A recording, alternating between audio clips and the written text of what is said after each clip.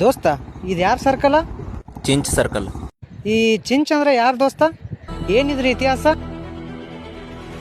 ಬೆಳಗಾವಿ ಜಿಲ್ಲೆಯ ರಾಯಬಾಗ್ ತಾಲೂಕಿನ ಸಬಸುದ್ದಿಯಲ್ಲಿ ಜನಿಸಿ ಮುಂದೆ ತೆರಬಂಡಿ ಸ್ಪರ್ಧೆಗೆ ಎಂಟ್ರಿ ಕೊಟ್ಟ ಚಿಂಚ ತನ್ನ ದೇಹದಾಢ್ಯತೆ ಮತ್ತು ಬಲದಿಂದ ತನ್ನದೇ ಆದ ಛಾಪು ಮೂಡಿಸಲು ಆರಂಭಿಸಿತು. ಅಲ್ಲಿಂದ ಪಯಣ ಬೆಳೆಸಿ ಮುಂದೆ ತಳಕಟ್ನಾಳ್, ಅಂತಾಪುರ, ಒಂಟಗೋಡಿ, ಬುದ್ನಿ, ಕಡೆಗೆ ಇಂಗಳಗಿ ಗ್ರಾಮದಲ್ಲಿ ಬಂದು ನೆಲೆ ನಿಂತಿತು.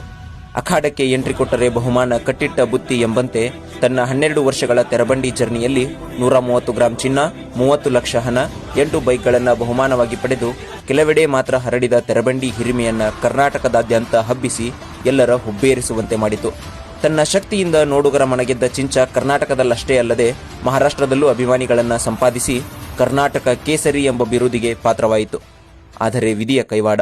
ಜುಲೈ 16, 2023 ನಸುಕಿನ ಮುಂಜಾನೆಯಲ್ಲಿ ಹೃದಯಘಾತದಿಂದ ಕೈಲಾಸದತ್ತ ಸಾಗಿತು.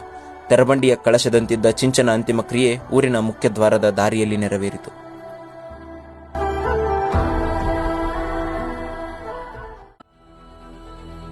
ಮುಂದ ಅದು ಮಣ್ಣಾದರೂ ಅದರ ಹೆಸರು ಅಳಿಸಲಿಲ್ಲ.